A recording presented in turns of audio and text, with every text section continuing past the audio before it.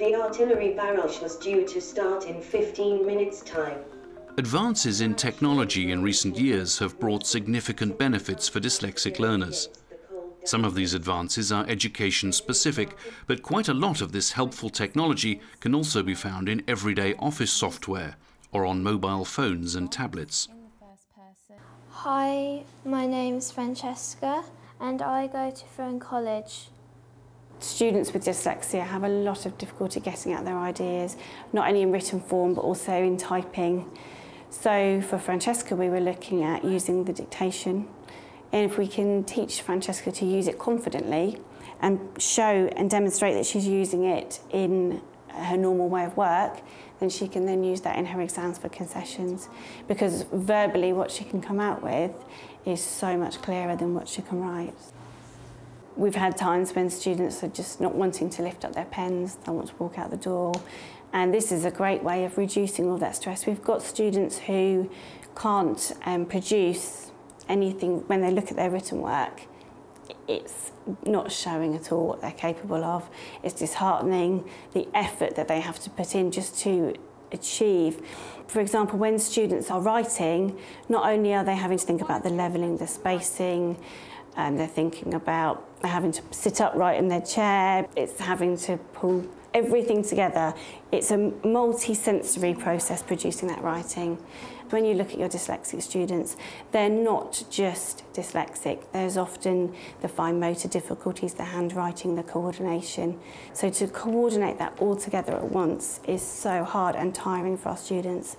So producing the dictation, where we're taking away all that motor element, the additional thinking, the planning, the processing, and it's just auditory output, it's perfect, taking away all that stress.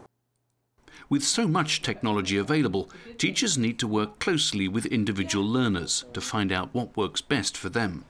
Actually, can you do a bit smaller so that I can see more? So you can see more of the text emerging, yeah.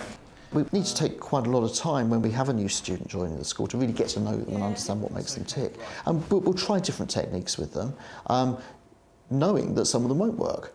But being able to tick them off the list as we find the right balance for them. So you're happy to use that as your recording? Yeah. Do you want to record it on there? So 12 and wet.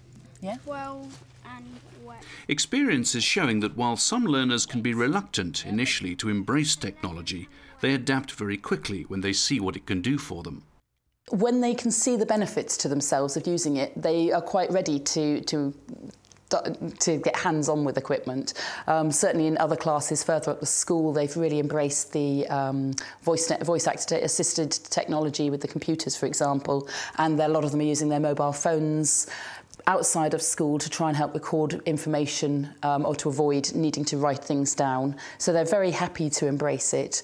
But sometimes it's just can be too technical for them. They aren't always good at reading displays. They do need it breaking down because it's not immediately obvious how that piece of information relates to that piece or that piece, and they can get quite confused quite quickly. So I think you've just got to take it slowly and take them through, and then they can really get to grips with it and enjoy using it. And cloud-based storage systems are proving to be a useful way of learners moving their work around. One of the things we're doing with our Year 10s at the moment is that a lot of their work is being done online. It's being saved to the cloud, so they can access this from home. They can access it in school, they can access it in a different classroom, but it means that they've got that work with them wherever they go. They haven't got to remember to bring a book back into school. They haven't got to, they don't lose a piece of paper, they don't end up with something that's all crumpled and doesn't look good. They've got that information wherever they go to be able to use to revise from, to revisit, support with homework. Teachers and learners should work together to find a balance between technology and traditional methods of recording their work. At some point, learners may need to re-engage with pen and paper. There is a tension there because some of them will still have to write by hand in exams, and we do need to give them the appropriate practice of handwriting and building up those skills as well. Some students really love typing their work and others just really cannot get the hang of it. It doesn't work for them at all. And similarly, some students are better at dictating with a scribe and others find that really self-conscious. But we've got other students who will just say, actually, I prefer to sit and write. So within a class, you'll quite often find different groups of students doing totally different things to record the work. And the important thing is it's individualised to them, and it's for them to know what works best for them, and for us to support them in using the best method. So to recap some of the key points for using technology. Keep abreast of the technology that's available. It's a world that changes quickly. Work with learners to find out what's best for them. Allow them time to practice and become proficient. Use cloud-based storage to allow learners to access their work from home. Strike a balance between technology and traditional methods of working.